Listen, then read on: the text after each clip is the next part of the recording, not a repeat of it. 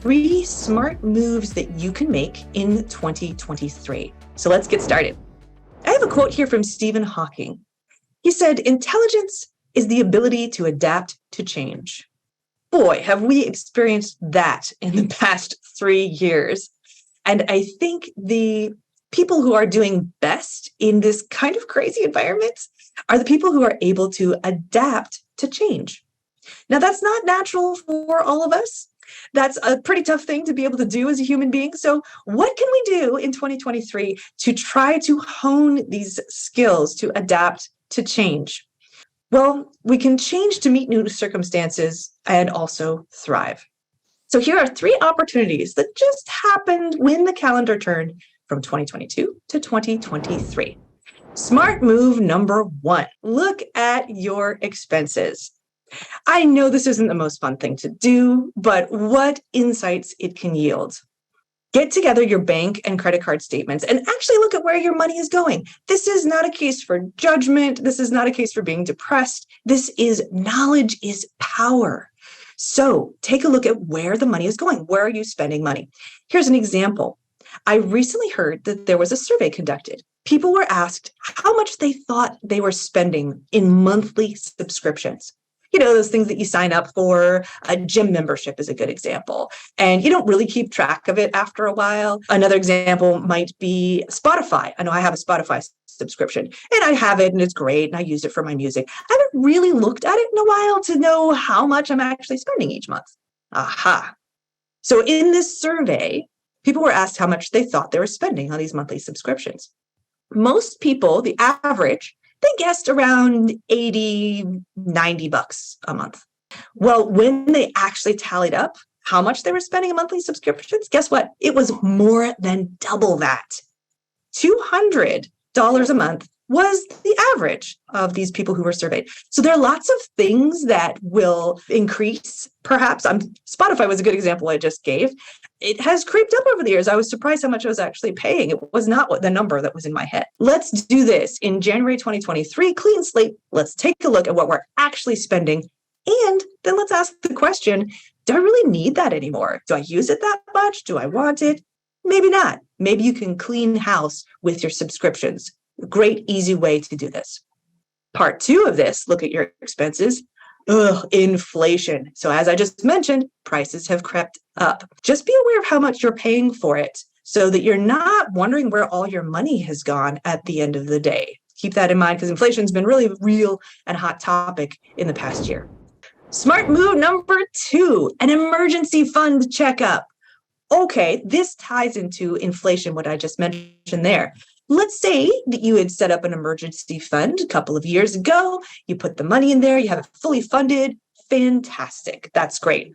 But is it still the proper amount? How do you know? Rule of thumb is 3 to 6 months worth of expenses is what is recommended to have in your emergency fund. Keep in mind, that's not 3 to 6 months worth of income. That's a different number. It's 3 to 6 months worth of expenses. So you have to do tip number 1, right? And know what your monthly expenses actually are. Then multiply that by 3 or 6. Most people, when they do this, they find the number that just seems to make sense.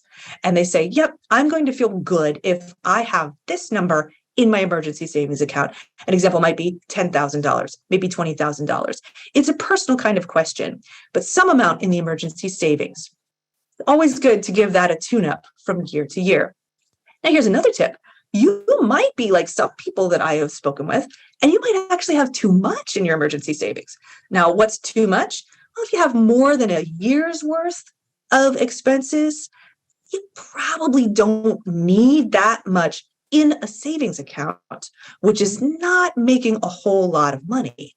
So what can you do? Well, that overage, you can think about other opportunities that are out there. These opportunities might include CDs. Yes, CDs are actually becoming a little more attractive now that rates are going up. Might include something like I-bonds that are sold by the government, or it might include investments. So these are all options that could probably, in the long term, earn you a higher rate of return on that excess money. Because after emergencies, what are you keeping that money in that savings account for? If you don't need it, hey, put it to work.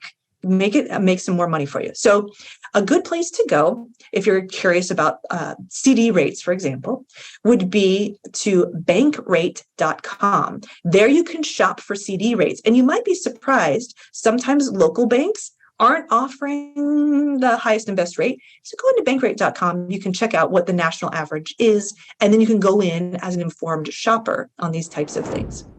All right, let's move on to smart move number 3. Increase your retirement savings. Yes, guess what? They increased the rates for 2023. Yay! This is, I guess, the good part of inflation and being aware of it. So what that means is if you have a Roth IRA or a traditional IRA, the limit now is $6,500 if you're under age 50 and $7,500 if you're over age 50. That's $500 more than last year. So if you can increase that savings to max that out, your future self will thank you. What about other vehicles? Well, let's talk about the 401k, 403b, 457 TSP option. This is the workplace plan that most people will have in some sort of flavor. They increased that too. Yay! So the maximum in those types of plans for 2023 is $22,500 if you're under age 50 and a whopping 30 grand if you're over age 50.